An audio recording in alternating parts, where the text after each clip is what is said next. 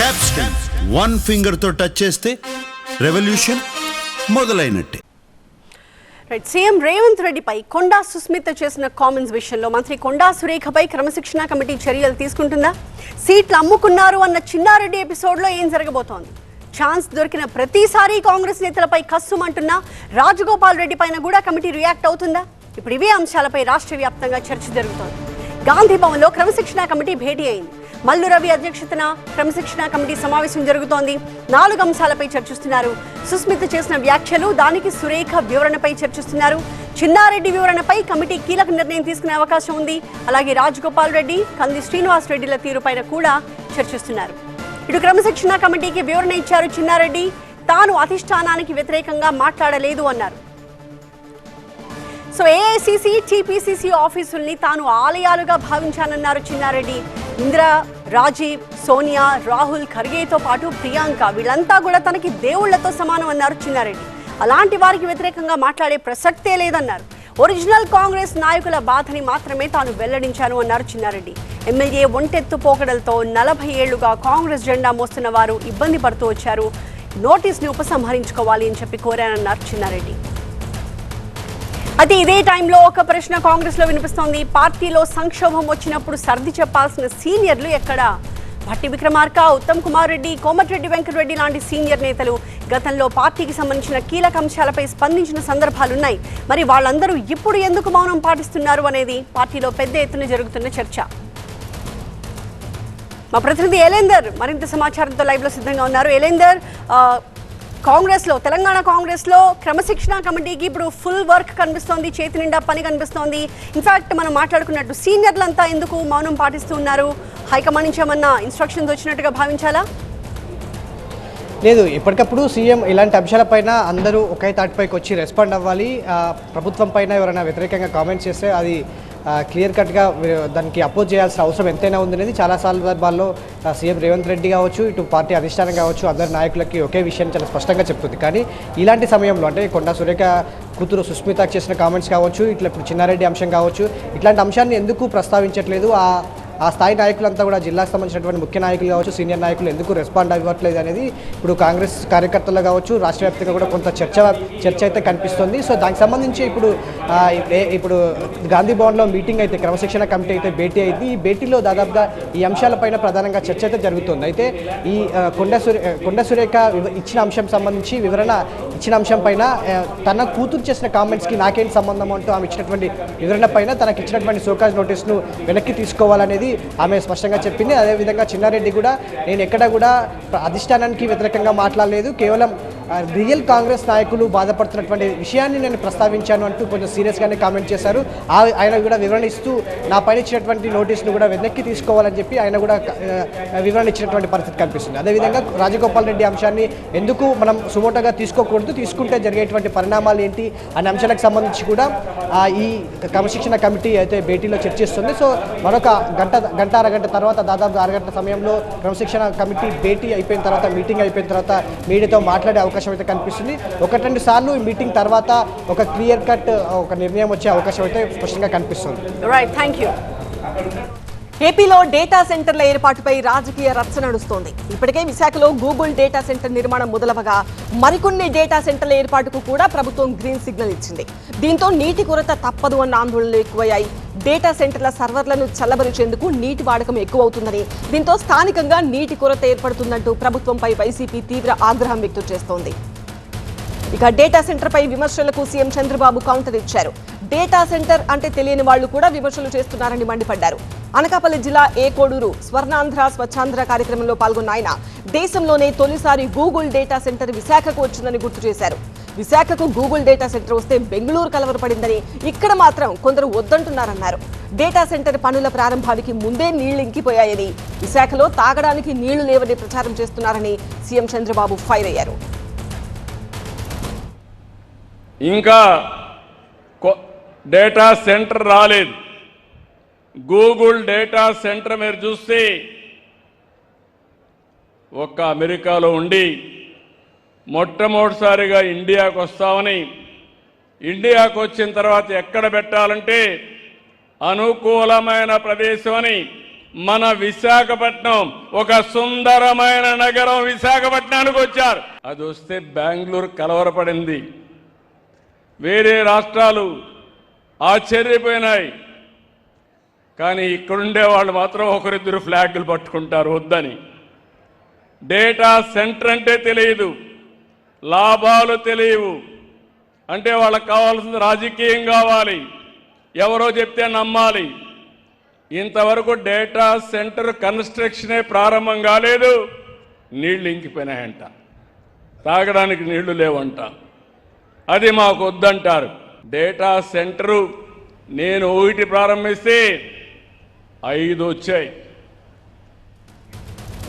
Associate editor ఈశ్వర్తో మాట్లాడదాం. ఈశ్వర్, విశాఖలో Google data centre నిర్మాణం మొదలైంది. ఇంకా ఎన్ని డేటా సెంటర్లు రాబోతున్నాయి?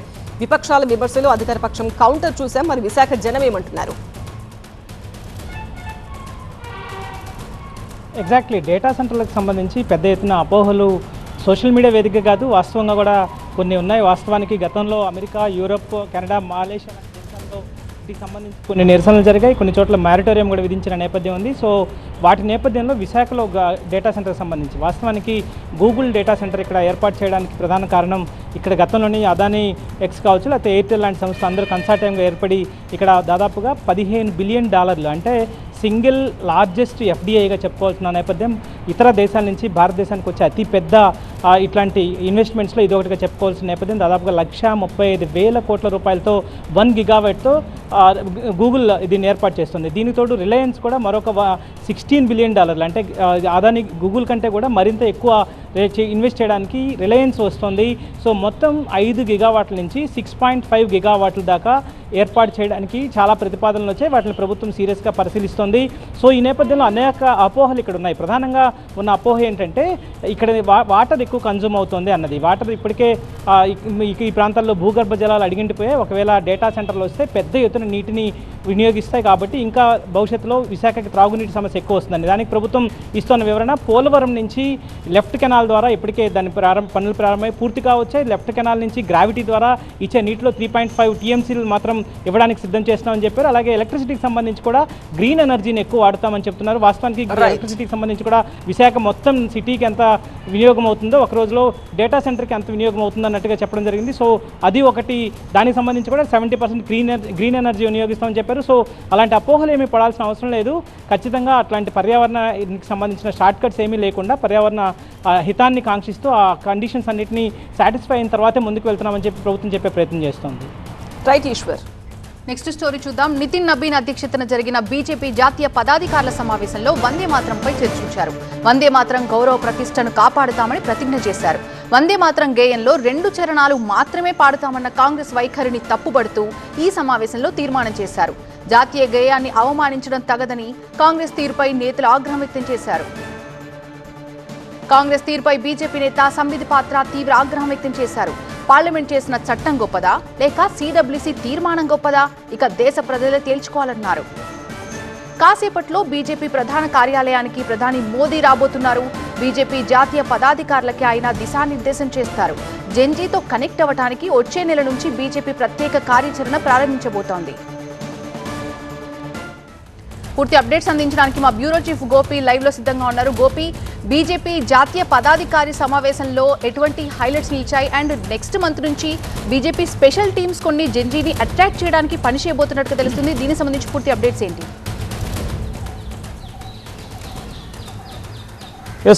నితిన్ నవీన్ నూతన టీం బీజేపీ నూతన జాతీయ కార్యవర్గ తొలి సమావేశం ఈరోజు హాట్గా జరిగింది బీజేపీ కేంద్ర కార్యాలయంలో. ప్రధానంగా వందే మాతరం అంశానికి సంబంధించి ఒక తీర్మానాన్ని బీజేపీ ఆమోదించడం జరిగింది. 1950 రాజ్యాంగ సభలో పాడిన వందే మాతరాన్ని కొనసాగించాలి, పూర్తి చరణాలతో కూడిన వందే మాతరం పాడే విధంగా ముఖ్యంగా దేశానికి సందేశం ఇవ్వాలి అన్న తీర్మానాన్ని బీజేపీ చేయడం జరిగింది. ఇటీవల కాంగ్రెస్ వర్కింగ్ కమిటీ తీసుకున్న నిర్ణయాన్ని ఇటు బీజేపీ ఖండించడం జరిగింది. 1937లో కాంగ్రెస్ సిడబ్ల్యూసీ తీసుకున్న నిర్ణయం గొప్పదా లేక 2026లో భారత పార్లమెంట్లో చట్టరూపం దాల్చిన చట్టం గొప్పదా అన్న అంశాలకు సంబంధించి ప్రశ్నలను బీజేపీ లేవనెత్తడం జరిగింది. సో ఖచ్చితంగా పూర్తి స్థాయి చరణాలతో ఉన్న వందే మాతరాన్నే పాడాలి. గతంలో 1947లో స్వాతంత్రం కోసం వందే మాతరం ఎలాగో ఇప్పుడు 2047 అభివృద్ధి చెందిన భారతదేశం ఈ వందే మాత్రాన్ని ఆ విధంగా ప్రజల్లోకి తీసుకెళ్లాలి అన్న నిర్ణయాన్ని బీజేపీ తీసుకోవడం జరిగింది. అంతేకాకుండా పార్టీ సంస్థాగత వ్యవహారాలకు సంబంధించి, పార్టీ బలోపేతానికి సంబంధించి నూతన జాతీయ కార్యవర్గానికి సంబంధించిన నేతల్ని ఇతర నేతలకు పరిచయం చేయడంతో పాటుగా వారు ఎవరెవరికి ఏ టాస్క్లు ఇవ్వాలి, ముఖ్యంగా రాష్ట్రాల్లో పార్టీ బలోపేతానికి సంబంధించి ఎటువంటి కార్యాచరణతో ముందుకు వెళ్ళాలి అనే అంశాలకు సంబంధించి దిశానిర్దేశం చేయడం జరిగింది. అలాగే జెన్జీతోనే బీజేపీ ఉంది.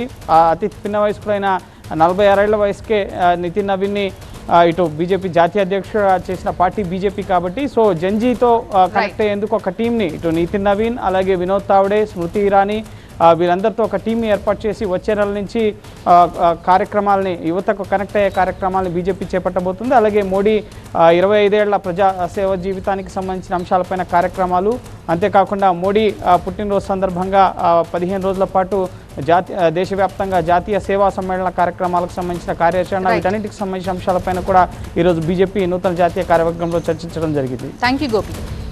తమిళ నిర్మాతల మండలి సంచలన నిర్ణయం తీసుకుంది. సెప్టెంబర్ 1 నుంచి కొత్త సినిమాల విడుదలను నిలిపివేయాలని నిర్ణయం తీసుకున్నారు. నిర్మాణంలో ఉన్న సినిమాల పనులు, పోస్ట్ ప్రొడక్షన్ పనులు నిలిపివేస్తున్నట్టుగా ప్రకటించారు. కొత్త సినిమా విడుదలైన 8 వారాల తరువాతే ఓటీటీలో విడుదల చేయాలని ఎగ్జిబిటర్స్ కోరుతున్నారు. ఏకపక్ష నిర్ణయాల వల్ల పరిశ్రమకు ప్రతి ఏటా కోట్లాది రూపాయల ఆర్థిక నష్టం వాటిల్లుతోందని, స్పష్టత వచ్చే వరకు వెనక్కి తగ్గేదే లేదని నిర్మాతలు స్పష్టం చేశారు. ఈ ఇబ్బందుల నుంచి గట్టెక్కడానికి పరిశ్రమ ఎదుర్కొంటున్న సమస్యలపై తమిళనాడు ప్రభుత్వం జోక్యం చేసుకుని తగిన విధంగా పరిష్కారం చూపించాలని ప్రొడ్యూసర్స్ కౌన్సిల్ కోరుతోంది. ఈ క్రమంలోనే సీఎం సంబంధిత శాఖల మంత్రుల్ని కలిసి వినతి పత్రం కూడా సమర్పించబోతున్నారు. ఫుల్ డీటెయిల్స్ అందించడానికి మా ప్రతినిధి లక్ష్మీనారాయణ సిద్ధంగా ఉన్నారు. లక్ష్మీనారాయణ. తమిళనాడు చలనచిత్ర నిర్మాతల మండలి తీసుకున్న నిర్ణయం సెప్టెంబర్ 1 నుండి కొత్త చిత్రాలను విడుదల చేయకూడదు, అలాగే ప్రస్తుతం పోస్ట్ ప్రొడక్షన్ వర్క్లో ఉన్న సినిమాల పనులు కూడా నిలిపివేయాలనేది. అంటే ఈ అంశము కేవలం నిర్మాతల మండలి తీసుకోవడానికి గల కారణం 8 వారాల ఓటీటీ. ఇటు థియేటర్ ఎగ్జిబిటర్లు మరియు ఓనర్లు 8 వారాల ఓటీటీని ఖచ్చితంగా అమలుపరచాలి. ఆ అమలుపరుస్తున్నట్టుగా మాకు లేఖ ఇచ్చిన పిదపనే థియేటర్లో కొత్త సినిమాలను విడుదల చేయడానికి మేము ముందుకు వస్తామంటూ తాజాగా ఒక అల్టిమేటం ఇచ్చారు. ఆ అల్టిమేటం ఆధారంగా ఇటు చలనచిత్ర నిర్మాతల మండలి ఈ నిర్ణయం తీసుకోవడం జరిగింది.